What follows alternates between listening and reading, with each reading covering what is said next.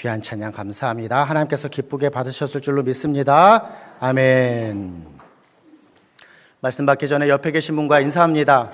저를 보지 마시고 옆에 계신 분 보셔야 됩니다. 보셨습니까? 인사합니다. 영육이 강건하시기를 소망합니다. 영육이 강건하시기를 소망합니다. 환절기라 마스크 쓰신 분도 많으시고요. 힘겨워하신 분들이 많으신데 영적으로도 강건하시고 또 육적으로도 강건하심으로써의 삶을 살아가시는 저와 우리 모든 성도님들 되시기를 간절히 소망합니다. 오늘 설교는요, 조금 가볍게 넌센스 퀴즈를 시작하겠습니다. 넌센스 퀴즈로 시작합니다. 심각하게 생각하시면 안 됩니다. 넌센스 퀴즈입니다. 첫 번째 문제입니다. 결혼하고 자주 싸우는 부부가 읽어서는 안 되는 성경의 책은 무엇일까요?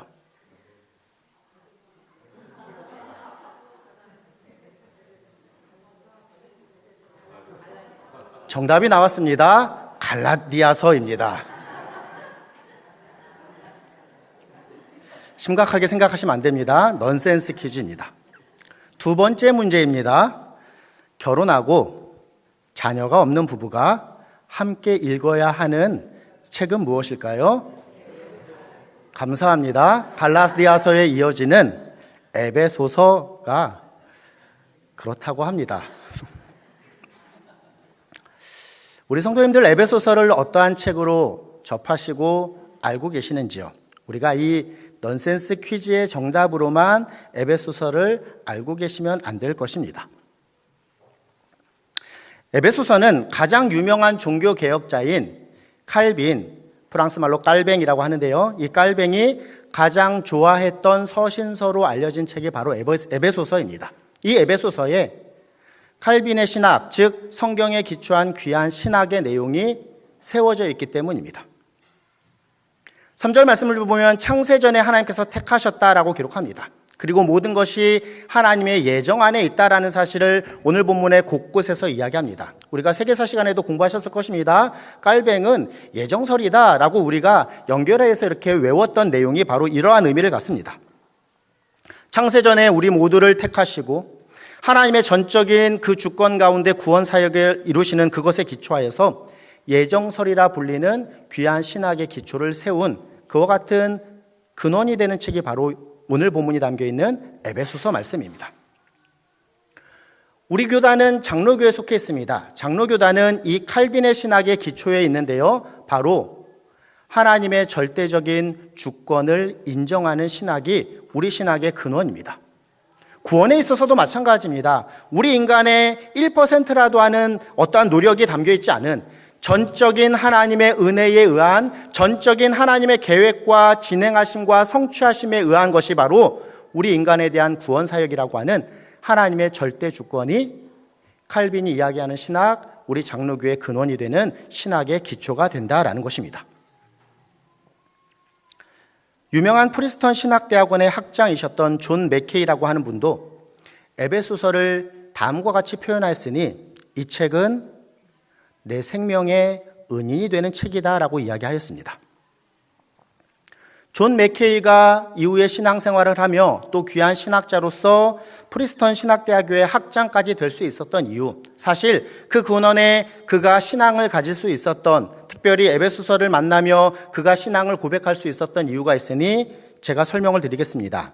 1903년 존 맥케이라고 하는 이 소년이 14살이었을 때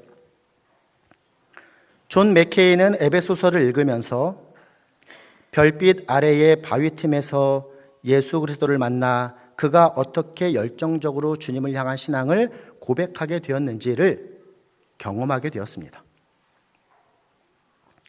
그는 이 에베소서를 통하여서 경험한 그 신앙의 귀한 고백을 다음과 같이 표현하였습니다. 나는 새로운 세계를 보았다. 모든 것이 새로웠다. 나는 새로운 견해, 새로운 경험, 다른 사람들에 대한 새로운 태도, 이와 같은 새로운 신앙에 대한 모습을 갖게 되었다. 즉 하나님을 사랑하고 예수 그리스도가 나의 모든 중심이 되셨다. 나는 새롭게 태어났다. 그리고 정말로 살아있었다. 라고 고백합니다. 이제 이 에베소서를 우리가 함께 살펴보고자 합니다. 바라기는 저와 이 자리에 계신 우리 사랑하는 모든 성도님들에게도 그리스도인으로서 우리가 살아가는 삶에 있어서 정말로 살아있음을 경험하는 그 귀한 은혜가 우리 모두에게 있기를 간절히 소원합니다. 아멘입니다. 말씀으로 소생하며 말씀의 풍성함을 경험하는 은혜. 그래서 우리 또한 이 존 맥케이와 같이 하나님을 사랑하고 하나님을 더욱더 사랑하며 예수 그리스도 그분이 나의 삶의 중심이 된다라고 하는 이와 같은 진정한 신앙인의 모습으로 나아가는 그와 같은 은혜를 다시 한번 확인하며 더 깊이 있게 경험하는 은혜가 풍성하게 저와 우리 성도님들에게 있으시기를 간절히 소원합니다. 아멘. 종려주일과 부활주일을 보내면서 이제 연초부터 살펴보았던 시편 강해를 잠시 멈추고 오늘 우리에게 주신 함께 읽은 에베소서 1장 1절로 14절 이 본문에 기초하여서 에베소서 강해 첫 번째 시간으로 하늘에 속한 모든 신령한 복이라고 하는 제목으로 함께 말씀의 은혜를 나누도록 하겠습니다. 오늘 우리에게 주신 본문인 에베소서 1장 1절로 14절 말씀은 크게 두 부분으로 나누어 볼 수 있으니 앞부분은 1, 2절 말씀이고요. 뒷부분은 3절로 14절까지의 말씀입니다. 우리 앞부분인 1절로 2절 말씀 다시 한번 의미를 생각하며 함께 읽어보도록 하겠습니다. 읽습니다.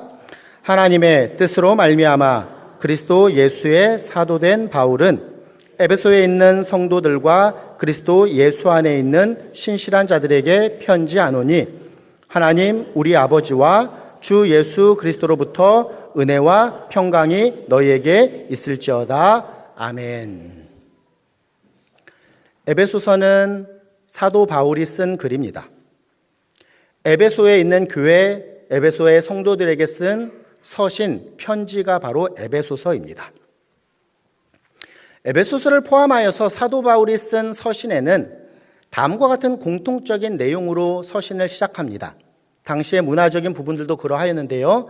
그 세 가지의 사항이라고 하는 것은 편지를 시작함에 있어서 편지를 쓴 저자가 누구인지, 편지를 받는 수신자가 누구인지, 그리고 문안과 축복의 인사로 이 편지를 시작한다라고 하는 공통점을 발견하게 됩니다. 우리가 함께 읽은 오늘 본문의 앞부분 1절로 2절이 이와 같은 세 가지의 항목을 기록하고 있습니다. 첫 번째입니다. 저자가 누구라고 말씀드렸죠? 사도 바울이다 라고 말씀드렸습니다. 1절을 시작하는 내용이 다음과 같습니다. 하나님의 뜻으로 말미암아 그리스도 예수의 사도된 바울은 이라고 기록합니다.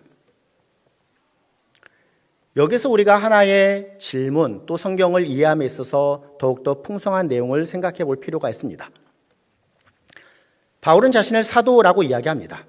그런데 사실 사도는 어떠한 사람을 의미하는지 아십니까?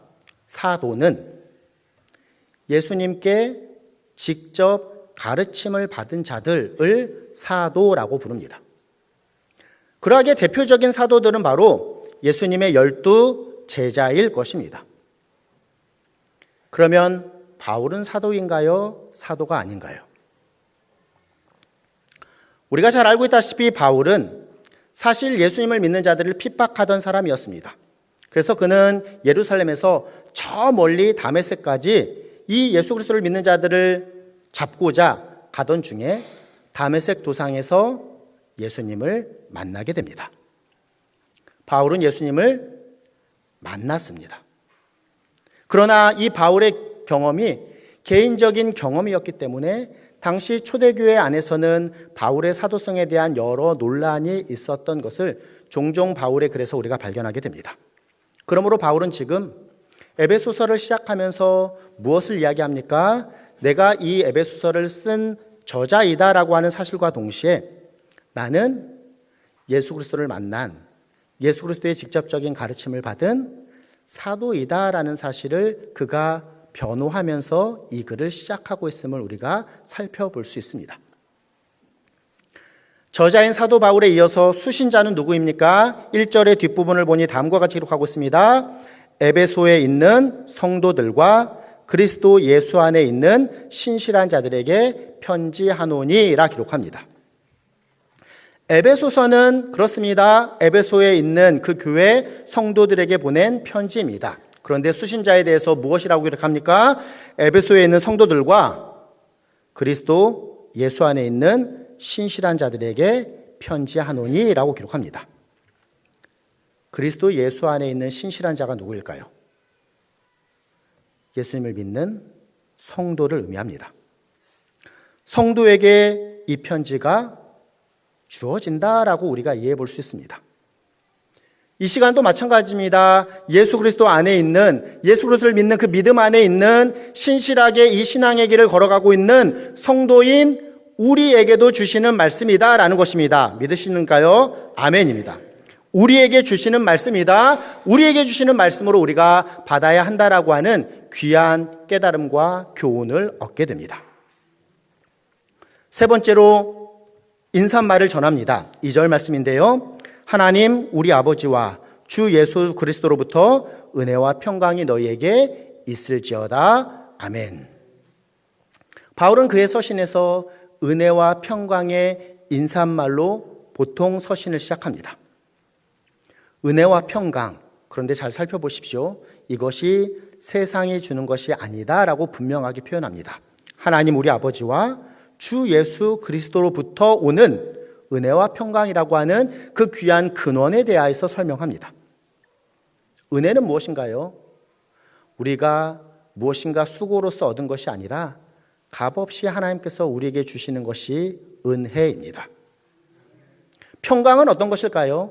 세상이 주는 평강은 조건적이고 제한적이나 하나님께서 주도하심으로 하늘로부터 내려오는 세상이 알지 못하는 평강이 하나님께서 우리에게 주시는 평강이다라는 사실을 우리가 어렵지 않게 깨닫게 됩니다. 바울은 이 은혜와 평강으로 인사말을 전하며 에베소 교회 성도들에게 또 이 말씀을 받고 있는 그리스도 예수 안에 있는 신실한 우리에게 말씀하고 있다라고 우리가 깨달을 수 있습니다.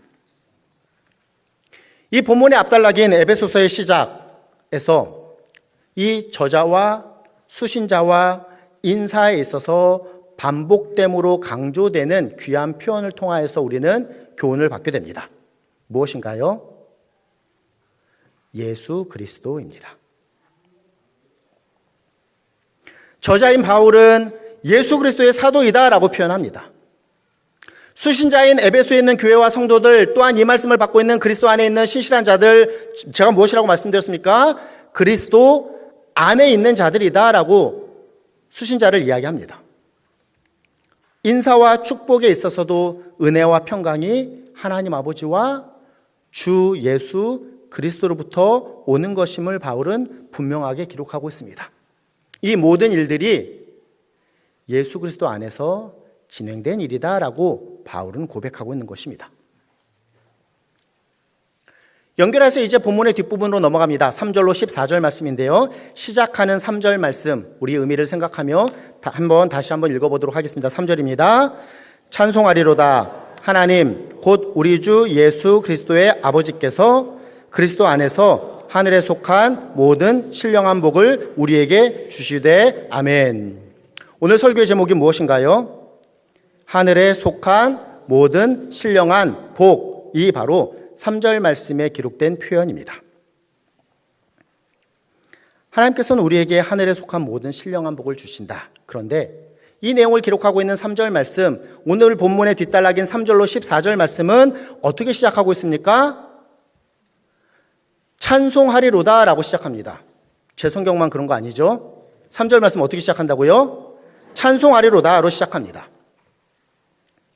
먼저 좀 다음 주 설교를 스포하겠습니다. 본문 뒤에 나타나는 에베소서 1장 15절 이후의 말씀은 기도의 내용을 기록하고 있습니다. 이에 앞서서 오늘 본문의 뒷부분 시작하는 3절로 14절 말씀은 무슨 내용을 기록하고 있습니까? 찬송을 기록하고 있습니다. 어떻게 시작한다고요? 찬송하리로다 라고 시작하는 것입니다. 바울은 그리스도 안에서 하늘에 속한 모든 신령한 복을 우리에게 주신 하나님, 곧 우리 주 예수 그리스도의 아버지를 찬송한다라고 시작합니다.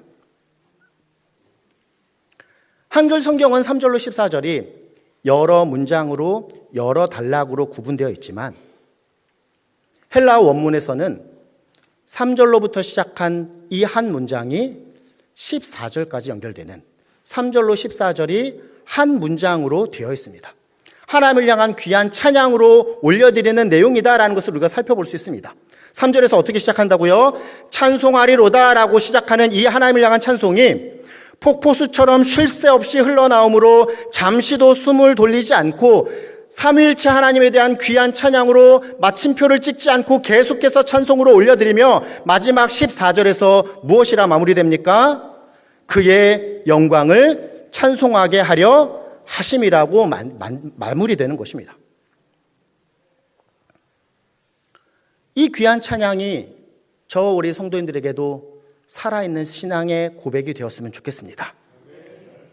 삼위일체 하나님에 대한 귀한 찬양. 그렇습니다. 우리는 3절로 14절에서 기록하고 있는 이 하나님을 향한 찬양 속에서 무엇보다도 삼위일체 하나님의 모습을 분명하게 발견하게 됩니다. 4절로 6절을 보면 창세 전부터 우리를 택하신 성부 하나님을 우리가 만나게 됩니다. 그 성부 하나님께서 우리의 모든 구원의 계획을 계획하셨다라는 것을 찬송함으로 올려드립니다. 이어지는 7절로 12절 말씀을 보면 그의 피로 말미암아 속량 곧 죄사함을 얻었다라고 하는 성자 하나님이신 예수님께서 우리의 구속사역을 이루셨다라고 하는 그 귀한 내용을 기록합니다. 그리고 13절로 14절 말씀을 보면 약속의 성령께서 인치셨다라고 하는 성령 하나님께서 우리의 구속사역을 인치셨음을 우리가 발견하게 됩니다. 성부 하나님, 성자 하나님, 성령 하나님의 이 귀한 구원의 사역을 우리가 찬송해야 한다라는 것을 바울은 분명하게 기록합니다. 그리고 이 단락을 기록하는 성부 하나님에 대한 4절로 6절 말씀이 어떻게 마무리됩니까? 그의 은혜의 영광을 찬송하게 하려는 것이다 라고 기록하며 성자 하나님에 대한 귀한 찬송인 7절로 12절을 마무리하는 12절도 그의 영광의 찬송이 되게 하려 하심이라 라고 마무리되며 성령 하나님에 대한 귀한 찬송이 마무리되는 14절 말씀도 그의 영광을 찬송하게 하려 하심이라 라고 찬송으로 분명히 마무리되고 있음을 우리가 발견하게 됩니다. 우리의 신앙의 귀한 근원이 되는 내용이니 조금 더 깊이 있게 살펴보도록 하겠습니다. 삼위일체 하나님 중에 성부 하나님, 그분은 우리가 누리는 모든 복의 근원과 기원이 되십니다. 사실 3절로 14절에서 기록하고 있는 이 귀한 내용, 본문에 나오는 거의 모든 동사의 주어가 바로 성부 하나님이 되십니다.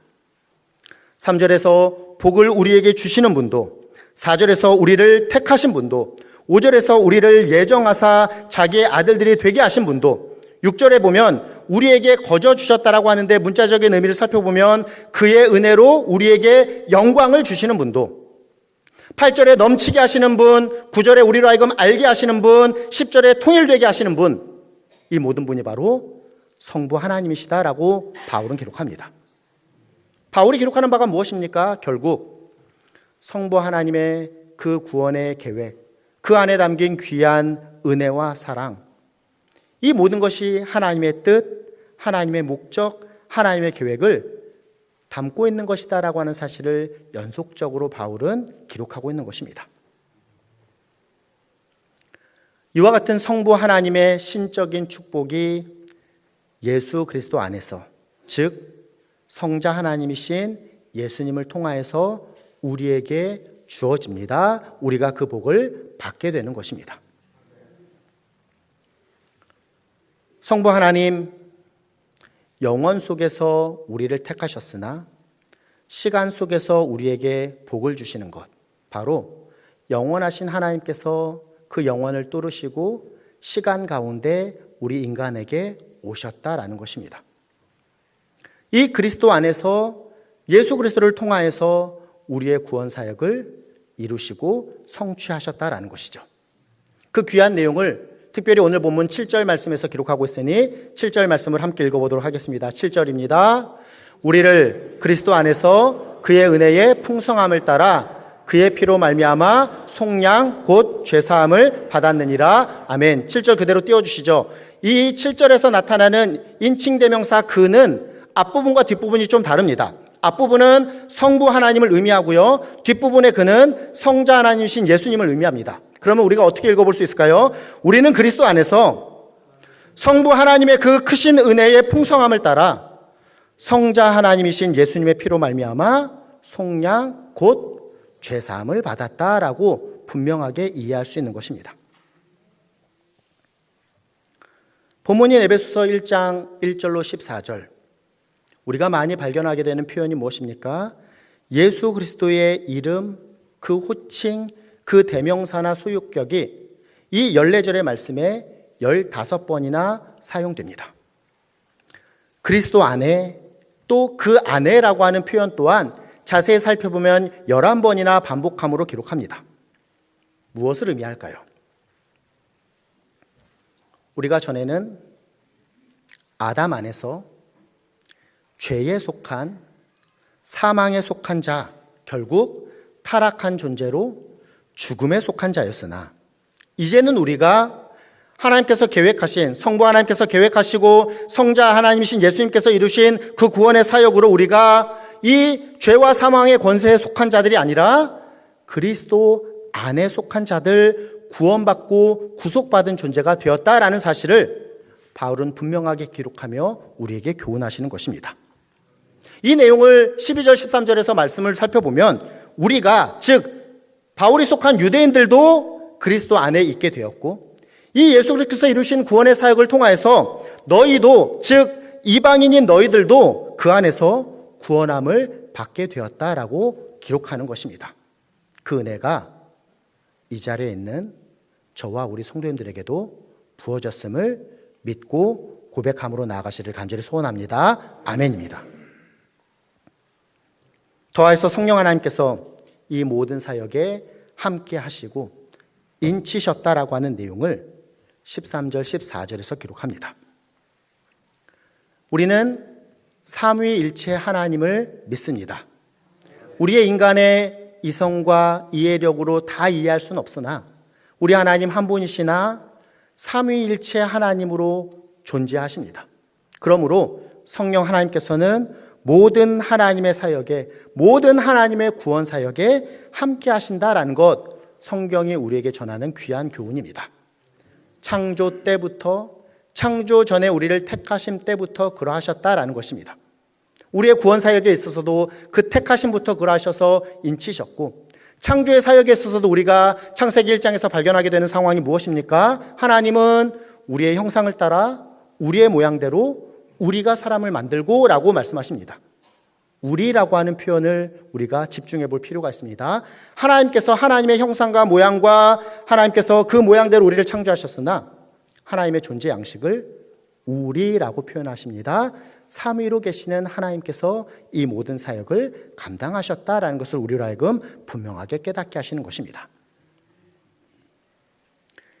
이러한 내용의 이해에 기초하여서 이제 오늘 우리에게 주시는 설교의 제목 무엇입니까? 하늘에 속한 신령한 복에 대해서 우리가 더욱더 깊이 있게 살펴보아야 할 것입니다. 삼위일체 하나님께서 우리에게 복을 주십니다. 그 복을 어떻게 표현합니까? 사도 바울은 3절에서 하늘에 속한 모든 신령한 복이다 라고 표현합니다.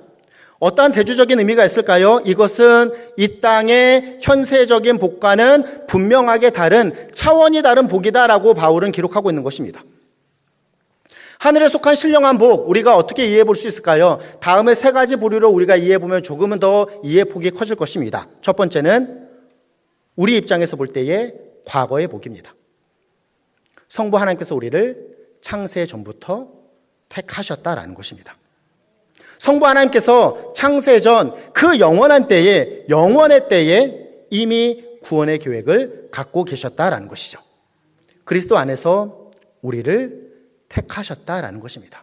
그리스도 안에서 우리를 택하셔서 우리로 하여금 그 택하심의 목적을 본문이 기록하고 있으니 그 앞에서 거룩하고 흠이 없게 하시려고 우리를 택하셨다라는 것입니다. 좀 어려울 수 있는데 잘 생각해 보십시오. 하나님께서 우리를 택하신 목적을 무엇이라고 표현한다고요? 그 앞에서 거룩하고 흠이 없게 하시려고 우리를 택하셨다라고 기록합니다. 그럼 무엇이 전제됩니까? 거룩하지 못하고 흠이 있는 모습이다라는 것을 전제합니다. 어떤 분들은 하나님 죄를 지을 줄 알면서, 인간이 죄를 지을 줄 알고 분명히 반역할 것을 알면서도 왜 하나님 우리를 창조하셨는가라고 질문을 던져볼 수 있을 것입니다. 저는 그런 질문을 온전하게 이해할 수는 없지만 육체적인 아버지인 부모의 입장으로 설명합니다. 자녀를 키울 때, 자녀를 낳으면 이 자녀가 내 뜻과 내 계획과 내 목적대로 잘 자랍니까? 강단에서 이런 표현이 좀 그렇지만 택도 없습니다. 그러함에도 불구하고 우리는 자녀를 낳습니다. 하나님의 입장 우리가 이해해보면 그렇지 않을까요? 하나님께서 우리를 택하셨을 때에 거룩하지 않고 흠이 있을 것을 이미 아셨습니다. 자녀될 자격이 있는 존재가 아닌 심판받아 마땅한 존재일 것을 아셨습니다. 죄를 범할 것을 분명히 아셨음에도 불구하고 하나님께서는 창세 전에 우리를 택하셨다라는 것입니다. 창조하심을 받았으나 죄를 지으실 것을 아셨음에도 불구하고, 그러함에도 불구하고 사랑 안에서 그 기쁘신 뜻대로 우리를 예정하셔서 하나님의 자녀가 되게 하신 것입니다. 우리가 감히 이 계획, 우리가 감히 이 은혜, 우리가 감히 이 사랑을 어찌 헤아릴 수 있겠습니까? 이와 같은 우리를 택하신 귀한 복을 그리스도 안에서 행하셨다라고 우리에게 설명합니다. 그렇습니다. 과거에 우리의 택하심의 귀한 복이 현재 우리가 누리는 복과 연결되니 그것은 바로 구원받음입니다. 하나님의 자녀됨의 축복이 하늘에 속한 모든 신령한 복으로 우리에게 주어진 것입니다. 7절 말씀 우리 다시 한번 읽어보도록 하겠습니다. 7절입니다. 우리는 그리스도 안에서 그의 은혜로 풍성함을 따라 그의 피로 말미암아 속량 곧 죄사함을 받았느니라. 아멘. 그렇습니다. 하나님의 택하심의 그 크신 은혜의 풍성함에 따라서 이제 그 피로 말미암아 속량, 죄의 값을 대신 치르심으로 우리가 죄사함을 받아 구원받은 하나님의 자녀가 된 귀한 축복을 누리는 자가 되었다라는 것입니다. 이 과거의 택하심의 축복, 또 현재의 자녀됨의 이 구원받음의 축복과 연결해서 더해서 우리가 바라볼 축복이 있으니 그것은 바로 연합의 축복이다라는 사실을 오늘 본문 9절과 10절이 다음과 같이 기록합니다. 9절 제가 읽고 10절은 같이 읽겠습니다. 9절입니다. 그 뜻의 비밀을 우리에게 알리신 것이요 그의 기뻐하심을 따라 그리스도 안에서 때가 찬 경륜을 위하여 예정하신 것이니 하늘에 있는 것이나 땅에 있는 것이 다 그리스도 안에서 통일되게 하려 하심이라. 아멘. 우리는 이 통일됨, 우리는 이 분명한 결과를 소망하며 붙잡고 살아가는 자들이어야 합니다. 우리의 분명한 한계를 가지고 죄악 가운데, 죄악이 가득한 이 땅 가운데 살아가는 우리가 이 땅이 끝이며 좌절과 절망이 끝이 아니라 분명한 소망을 가질 수 있는 이유가 무엇입니까? 고난으로 점철된 인생길에도 우리가 좌절하지 않을 수 있는 분명한 이유는 바로 이 하늘에 속한 모든 신령한 복이 우리에게 주어졌기 때문입니다. 이 하늘에 속한 모든 신령한 복을 우리가 바라보기 때문입니다. 우리를 택하셨고 이제 우리를 구원하여 자녀 삼아주신 우리 하나님께서 우리를 그 하나님의 때에 그리스도 안에서 통일되게 하실 것입니다. 온 우주 만물을 그리스도 안에서 통일되게 하실 때 우리는 저 영원한 천국에서 영원한 생명을 누리는 자들로 살아가게 될 것이다 라는 것이죠. 우리 그리스도인은, 우리 성도는 이 분명한 결과를 알고 살아가는 자들이기에 지금 조금은 힘겹고 지금 조금은 버거운 이 세상 속에서의 우리 삶도 결코 좌절하지 않고 살아갈 수 있는 자가 되는 것입니다. 말씀을 정리합니다. 하나님의 택하심으로 하늘에 속한 모든 신령한 복을 우리가 받았습니다. 아멘입니다. 다시 합니다. 하나님께서 택하심으로 하늘에 속한 모든 신령한 복을 우리가 받았습니다. 아멘. 그 은혜의 풍성함을 따라 그 피로 속량 곧 죄사함을 받아 구원받은 하나님의 자녀가 되는 하늘에 속한 모든 신령한 복을 우리가 받았습니다. 아멘입니다. 구원의 복음을 듣고 그 안에서 믿어 약속의 인치심을 받은 이 하늘에 속한 모든 신령한 복을 우리가 받았습니다. 그러면 이와 같이 하늘에 속한 모든 신령한 복을 받은 우리, 삼위일체 하나님께서 주시는 신령한 복을 받은 구원받은 이제 하나님의 자녀로서 살아가는 우리, 어떠한 삶을 살아가야 할까요? 결론은 분명합니다. 우리 하나님, 우리 삼위일체 하나님을 찬송하는 삶을 살아가야 한다라고 오늘 본문은 우리에게 교훈하는 것입니다. 삼위일체 하나님에 대한 귀한 찬송을 마무리하는 6절, 12절, 13, 14절 우리 같이 한번 마지막으로 읽어보도록 하겠습니다. 6절 말씀입니다. 이는 그가 사랑하시는 자 안에서 우리에게 거저주시는 바 그의 은혜의 영광을 찬송하게 하려는 것이라. 12절입니다. 이는 우리가 그리스도 안에서 전부터 바라던 그의 영광의 찬송이 되게 하려 하심이라. 아멘입니다. 13절, 14절입니다. 그 안에서 너희도 진리의 말씀 곧 너희의 구원의 복음을 듣고 그 안에서 또한 믿어 약속의 성령으로 인치심을 받았으니 이는 우리 기업의 보증이 되사 그 얻으신 것을 속량하시고 그의 영광을 찬송하게 하려 하심이라. 아멘입니다. 2025년을 시작한 지 얼마 되지 않은 것 같은데 벌써 4월의 마지막 주일입니다. 3분의 1이 지났습니다. 사랑하는 성도 여러분, 연초에 우리에게 주신 표어 얼마나 붙잡고 살아가시는지요? 아이고 하면서 우리 또 다들 지금 저를 바라보는 시선이 이쪽으로 갔습니다. 우리에게 주시는 표어가 무엇입니까? 내 입을 크게 열라 내가 채우리라 라고 하는 말씀입니다. 입을 크게 열고 계시는지요? 귀한 약속의 말씀을 받았으니 바라기는 영원히 죽을 수밖에 없던 존재를 택하시고 자녀 삼으시고 인치심으로 하늘에 속한 모든 신령한 복이 우리에게 주어졌음을 깨닫고 구원받은 하나님의 자녀로서 이제 우리가 어떻게 해야 된다고요? 우리의 입을 크게 열어서 하나님께서 우리에게 주신 이 귀한 하늘에 속한 모든 신령한 복이 우리에게 주어졌기에 우리가 하나님의 이 신령한 복으로 구원받은 자 되었기에 그 하나님께 찬송함으로 영광 올려드리는 삶을 우리가 살아가야 할 것입니다. 한 주를 살아갑니다. 입을 크게 여십시오. 우리의 입을 크게 열어서 우리에게 이 구원의 귀한 역사를, 이 구원의 귀한 복을 주신 삼위일체 하나님을 찬송함으로 살아가시는 이 자리에서 우리 사랑하는 모든 성도님들 되시기를 예수님의 이름으로 부탁드리며 축원합니다. 아멘.